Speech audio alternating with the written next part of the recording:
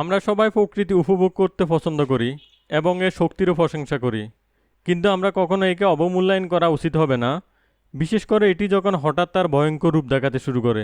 আজকে আমরা দেখব এমনই অপ্রত্যাশিত প্রকৃতির ভয়ঙ্কর রূপ। তো চলুন শুরু করা যাক। আপনি যা দেখছেন তা হয়তো নিজের চোখকে বিশ্বাস করাতে পারছেন না, কিন্তু এটাই সত্যি। প্রতি বছর বিভিন্ন স্থানে প্রায় এমনই ভূমিধসের ঘটনা ঘটে থাকে, যা সবসময় ক্ষতির কারণ না হলেও এই ভূমিধসটি ছিল ভিন্ন। কারণ এখানে 8টি বাড়ি সহ বিশাল একটা জমির টুকরো সমুদ্রে তলিয়ে যাচ্ছে। সৌভাগ্যক্রমে বেশিরভাগ বাড়ির মালিক ছিল গ্রীষ্মের ছুটিতে, তাই এই বাড়িগুলো খালি ছিল। কিন্তু কোনো মানুষের মৃত্যু না হলেও এটি ছিল একটি ভয়ঙ্কর পরিস্থিতি।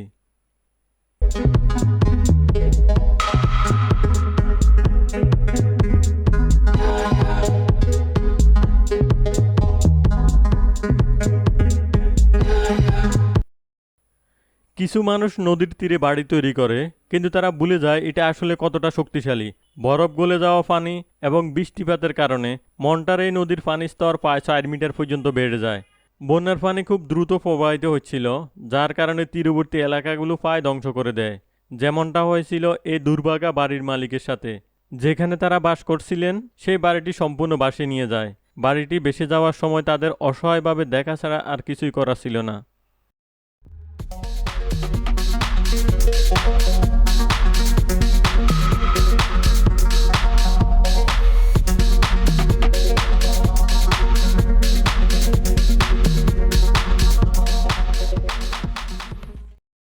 মায়ানমারে প্রায় ভূমিধসের ঘটনা ঘটে থাকে, কিন্তু এই ঘটনাটি ছিল অন্য সব ভূমিধস থেকে বেশি ভয়ঙ্কর।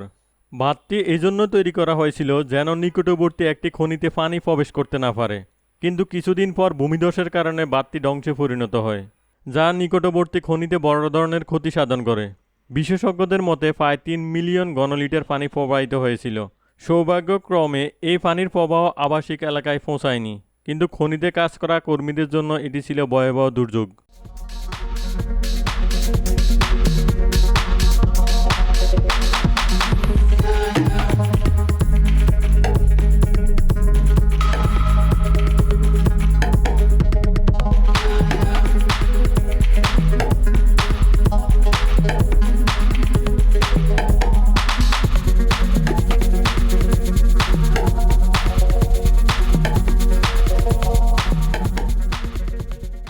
মাউন্টেন ব্লু থেকে কিছু মানুষ স্কি এবং স্নোবোর্ড করতে এসেছিলেন।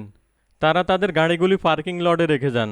তারা কখনো কল্পনা করেনি যে কয়েক মিনিটের মধ্যে পাহাড় থেকে একটি তুষার ধস এসে গাড়িগুলোকে সম্পূর্ণরূপে ঢেকে ফেলবে। তুষার ধসের ভয়াবহতা তাদেরকে হতবাক করে দেয়। এমন বিপদ তাদের কখনো কল্পনাতেও আসেনি।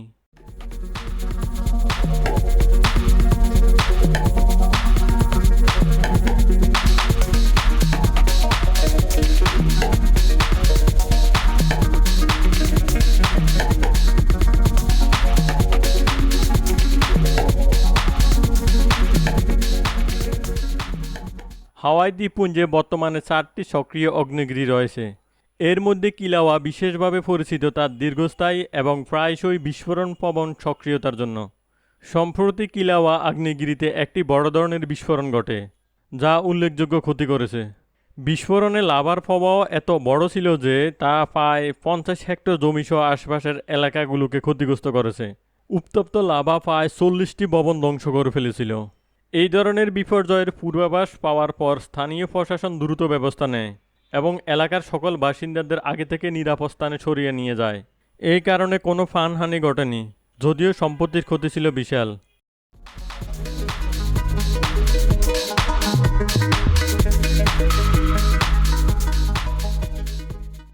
ইন্দোনেশিয়ায় এই ভূমিকম্পটির মাধ্যমে বোঝা যায় ভূমিকম্প কতটা ভয়ঙ্কর হতে পারে। ভূমিকম্পটি প্রথমে মাটিকে নরম করে ভূমিকে অবিশ্বাস্যভাবে বিপজ্জনক করে তোলে। যার ফলে এলাকায় থাকা অত্যন্ত ঝুঁকিপূর্ণ হয়ে যায়। গণমাধ্যমের মতে এই ভূমিকম্পটি শহরের 430 হেক্টর জমিকে কাঁপিয়ে তুলেছিল।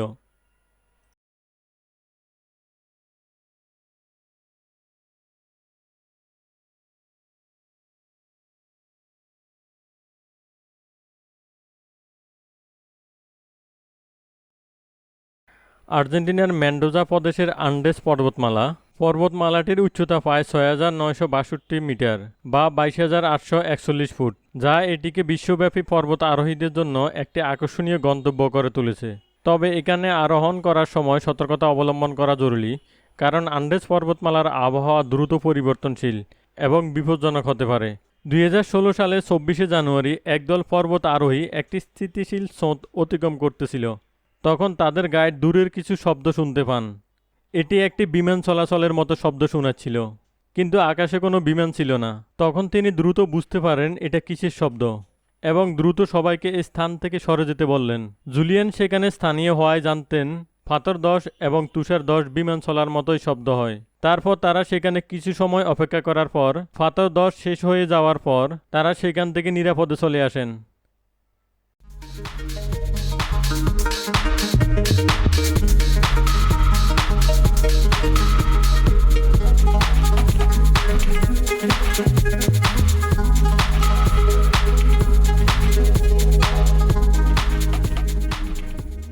মাউন্ট সেমেরু হচ্ছে ইন্দোনেশিয়ার জাভা দ্বীপের সর্বোচ্চ আগ্নেয়গিরি, যার উচ্চতা 3,676 মিটার বা 12,000 ফুটেরও বেশি। এটি মাউন্ট মোয়ামেরু নামেও পরিচিত। এটি ইন্দোনেশিয়ার অন্যতম সক্রিয় আগ্নেয়গিরি। এই আগ্নেয়গিরিটি তার প্রাকৃতিক সৌন্দর্যের জন্য পর্বত আরোহীদের কাছে আকর্ষণীয়। এর চূড়ায় পৌঁছানো একটি চ্যালেঞ্জিং অভিজ্ঞতা, কিন্তু উপর থেকে দৃশ্যটি অত্যন্ত মনোমুগ্ধকর। 2021 সালের ডিসেম্বরে মাউন্ট সেমেরুতে একটি অগ্নি উৎপাত ঘটে এবং এর সাথে বৃষ্টি হওয়ার কারণে ব্যাপক ধ্বংসযজ্ঞ সৃষ্টি করে।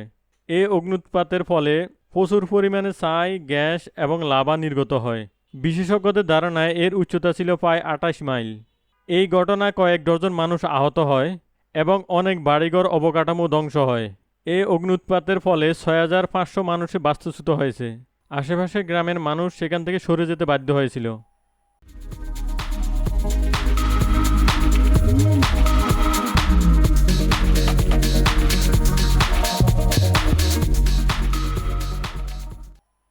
26টি ক্যান্টন বা রাজ্য নিয়ে সুইজারল্যান্ড গঠিত। এর মধ্যে ক্যান্টন লা একটি। এটি দেশের দক্ষিণ পশ্চিমাংশে অবস্থিত। এটি ওয়াইন এবং ব্র্যান্ডি উৎপাদনের জন্য পরিচিত। ক্যান্টন লার প্রাকৃতিক সৌন্দর্যের জন্য এটি পর্যটকদের কাছে অনেক জনপ্রিয়। লাই গ্রীষ্মকালে কাদাধ্বস হয়ে থাকে। 2018 সালের 7 আগস্ট একটি শক্তিশালী কাদাধ্বস ঘূর্ণিঝড় গ্রামের মধ্যে দিয়ে প্রবাহিত হয়। ভারী বৃষ্টিপাতের কারণে এটি অস্বাভাবিক কাদাধ্বস বন্যা সৃষ্টি করে এবং এটি ভয়ঙ্কর গতিতে শহরের দিকে ধাবিত হয়। স্থানীয়রা কাদাধ্বস দেখতে জড়ো হয়। তারা যখন উপলব্ধি করে যে কাদাধ্বসটি প্রত্যাশার চেয়ে দ্রুত গতিতে আসছে, তখন তারা পিছিয়ে যায়। কাদা ফাঁসির উপর দিয়ে প্রবাহিত হওয়ার পর এটি দেখতে এমন লাগে যেন একটি বৃহত্তম আগ্নেয়গিরি অগ্নি উৎপাত রাস্তার সাইয়ের পথ ডেকে গেছে। সঠিকভাবে বলা কঠিন যে ঘূর্ণিঝড়ে কতটা কাদা পড়েছিল, কিন্তু এটা নিশ্চিত যে তা পরিষ্কার করতে অনেক সময় লেগেছিল।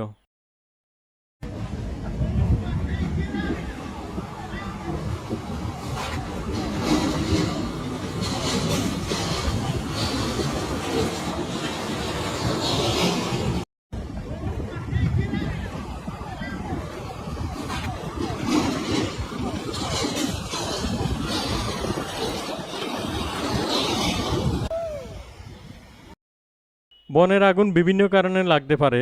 প্রকৃতিতে নিজে থেকে আগুন লাগে, আবার মানুষের ভুলের কারণে হতে পারে। ক্যালিফোর্নিয়ায় 2018 সালে মানুষের ভুলের কারণেই এমনই একটি আগুন লাগার ঘটনা ঘটে। হাইওয়ে দিয়ে চলা RV একটি গাড়ির চাকা পাংচার হয়ে যায়। চালক গাড়ি না থামিয়ে চালাতে থাকে, ফলে চাকার ঘর্ষণে স্পার্ক তৈরি হয় এবং আগুন ধরে রাস্তার পাশে শুষ্ক ঝোপঝাড়ে পড়ে যায় এবং আগুন চারিদিকে ছড়িয়ে পড়ে।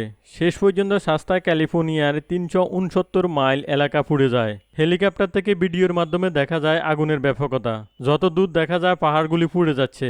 আগুনের ধোঁয়া 18,000 ফুট পর্যন্ত আকাশে উঠে এবং ঘন্টায় 143 মাইল বেগে চারিদিকে ছড়িয়ে পড়ে, যা একটি EF টর্নেডোর সমান।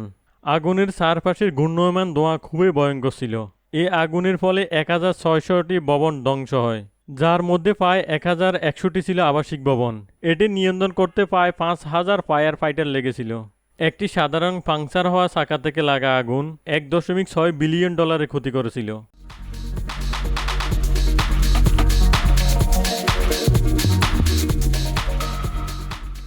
প্রকৃতি কখনো কখনো আমাদের ক্ষমতার বাইরে চলে যায়, কিন্তু এই ধরনের ঘটনা আমাদেরকে সতর্ক করে দেয় যে আমরা আমাদের কর্ম এবং পরিণতি সম্পর্কে আরও সচেতন হতে হবে। ভিডিওটি ভালো লাগলে চ্যানেলটি সাবস্ক্রাইব করতে ভুলবেন না।